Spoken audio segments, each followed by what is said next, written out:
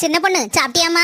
ஆமா தே, சாப்பிட்டாச்சு. எனக்கு தட்டுல ஒரு உருண்டை சோறு போட்டு கொண்டாயா, நான் சாப்பிட்டுருதேன். தே ரொம்ப டயர்டா இருக்குதே. அப்படியாம்மா? சரி சரி, நானே போட்டு சாப்பிட்டுக்கிட்டேன்.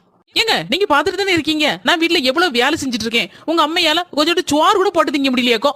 கேம்டி சோறு போட்டு கொண்டான்னு இருந்த இடத்துல உட்கார்ந்துட்டு இருக்காவோ. சரி, வயசான காலத்துல கொஞ்சோண்டு சோறு போட்டு கொடுக்க வேண்டியதானடி. எனக்கு டயர்டா இருக்கலாம். ஒரு வாரத்திற்கு பிறகு பயங்கரமா தலைவலிக்குது. ஏங்க வந்துட்டீங்களா? எனக்கு ரொம்ப தலைவலிக்குது, ஒரு கப் காஃபி போட்டு கொண்டு வாங்களா? நானே இப்பதான் ஆபீஸ்ல இருந்து வாரேம்மா, ரொம்ப டயர்டா இருக்கு, நீனே போட்டு குடிச்சிக்கியா?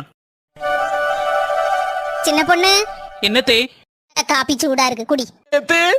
தலைவலிக்குன்னு சொன்னேலம்மா, சூடா காப்பி குடிச்சா சரியாயிரும். தைலம் எதுவும் போட்டு தடவி விடுவாமா? வேண்டாத்தே. நானும் உங்க அம்மா மாதிரிதாம்மா. என்ன மன்னிச்சிருங்க தே. அன்னைக்கு ஒரு வாய் சோறு கூட போட்டு தராம நான் பாட்டுக்கு போயிட்டேன். ஆனா இன்னைக்கு அது கூட நினைக்காம சூடா ஒரு கப்பு காப்பி போட்டு கொண்டு வந்திருக்கீங்க. பரவாயில்லம்மா, குடி குடி.